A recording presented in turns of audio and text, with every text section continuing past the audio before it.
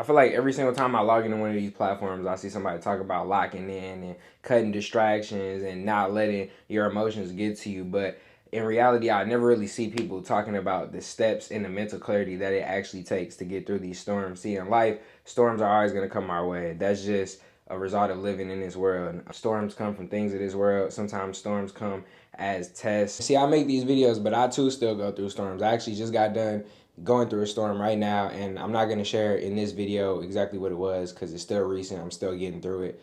But understanding that it's not the storm that makes or breaks you, it's how you act in the storm that makes or breaks you. And see, a lot of people don't understand that the time that they spend in the storm, the mental space that they spend in the storm really dictates the outcome of their future. And a lot of people want pity. They put pity on themselves. They want people to feel bad for them, or they just feel so bad and so sorry for themselves, when in reality, that's not going to do anything. That's not going to make the storm go away. It's only going to make the storm feel more intense. It's only going to make the storm feel more present. It's only going to attract more storms to you. It's the law of attraction. And see, a lot of people, they don't do that work mentally to change their perspective. Storms are all about perspective. That's the crazy part. See, there's people around this world that live in third world countries. When I was in the military, I was deployed to Afghanistan for 10 months. And just seeing how those kids live over there, how those people live over there, things that they don't have accessible to them, the things that they go through in day-to-day circumstances, we would look at as the craziest storm in our life. They don't have food. Some of them don't have electricity. Some of them don't have gas, hot water, cold water, all types of things, and clean water. And you guys don't understand how blessed that we truly are. And just because we're blessed does not mean that we don't go through things. Like I said, I still went through a storm, but understanding that it's a perspective and a perception shift that is really going to change how you handle these storms. See, those people that live in these third world countries, sometimes you meet them and they're some of the happiest people alive. They go through crazy stuff every single day. They have ill family members, they're in poverty, they have poor living conditions, and every single day they're personality and the way that they react to things in the world, you would think they're the most successful, richest person ever because they're so happy. And that just comes with their perspective. They might be living in a storm, they might be in the worst conditions, but it's how they move in the storm, in the way that they think about the storm, that really dictates their outcome and how they feel about it and how they move in it. So in this video today, I'm going to be going over the exact mental steps that I've took previously to get rid of my traumas, to get rid of my bad habits, and now that I apply currently when I'm going through storms, that really help me get through the storm. And see, they're more or less steps, but they're more so principles. They're a way of thinking.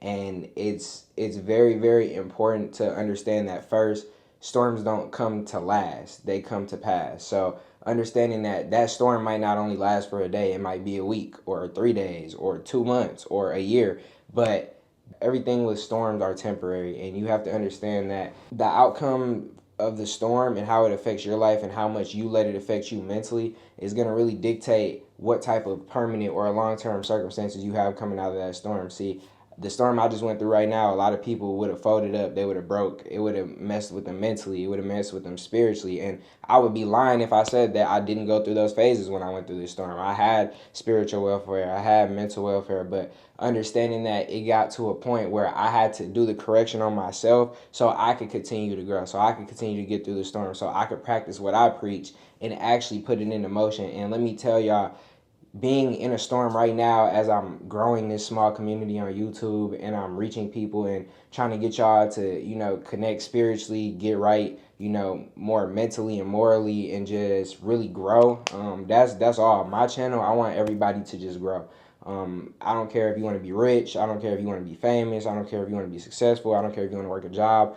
My goal is to build a community of people that just want better, better. That's all it is. And better to you means whatever it means to you. Rich to you means rich to different people. To some people, rich means monetary. To other people, rich means possession. To other people, rich means family or impact. But understanding that my goal is to reach that type of people. And what you guys have to understand is, if you want better, you have to do better. And that starts with your mindset. That starts with the way that you react to things in life. And like I said, storms aren't meant to last, they're meant to pass. Every trial has an expiration date. It's just on you to see how long you can outlast that pain.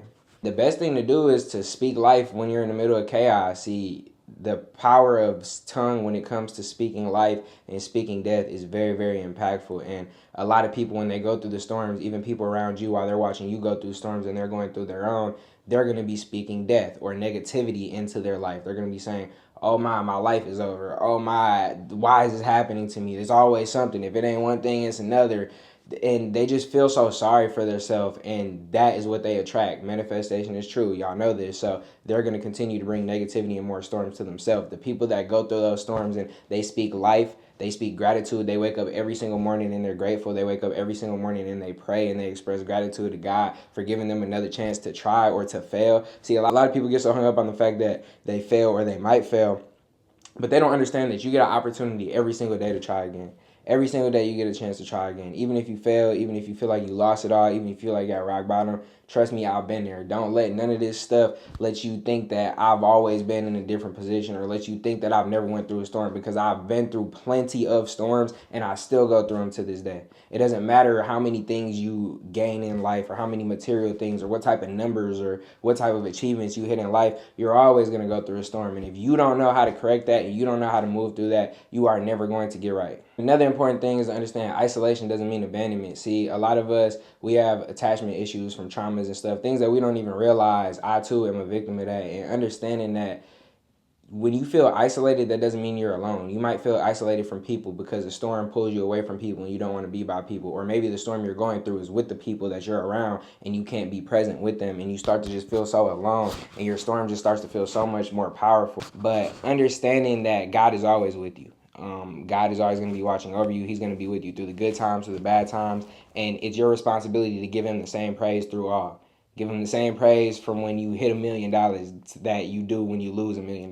Give him the same praise when you get a house to when you lose your house, because understanding that he's giving you another chance to start over. Give him the same praise when you make hella money and you lose it all. Give him the same praise when you get the job versus when you lose a job, because understanding he's giving you another chance to try. He's giving you a new direction in life. Anchor in your why, not your feelings. Understanding that your why has to be there. I tell you guys that all the time. Whatever it is that's your goal in life, whether you have kids, whether you have a business, whether you have monetary things that you want, whether you have material things that you want, whether you want better for your family, whether you want to just be more financially free, whether you want to just live a better quality of life and have better experiences, your why has to be way more important than your what. Because when that what is a storm and you're going through that storm, that why got to be stronger. Because if it's not, the outside noise and the negativity around you and the negativity you feed yourself is going to consistently eat at you and eat at you while you're trying to work towards these goals. And when you go through these storms, you're going to end up just getting swooped under by the water and drowning.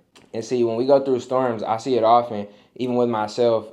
We go through these periods where we think that mentally we're just ready for the storm to be over. We have this, oh, when this happens, I'll be ready. When this storm is over, I'll be ready. When my money's right, I'll be ready. When I'm not dealing with this type of situation anymore, I'll be ready. And it's not the storm that you need to be over. What needs to be over is your procrastination around the storm, because a lot of us already procrastinate before we get the storm. And then when the storm hits, it gives us even more excuses and more setbacks.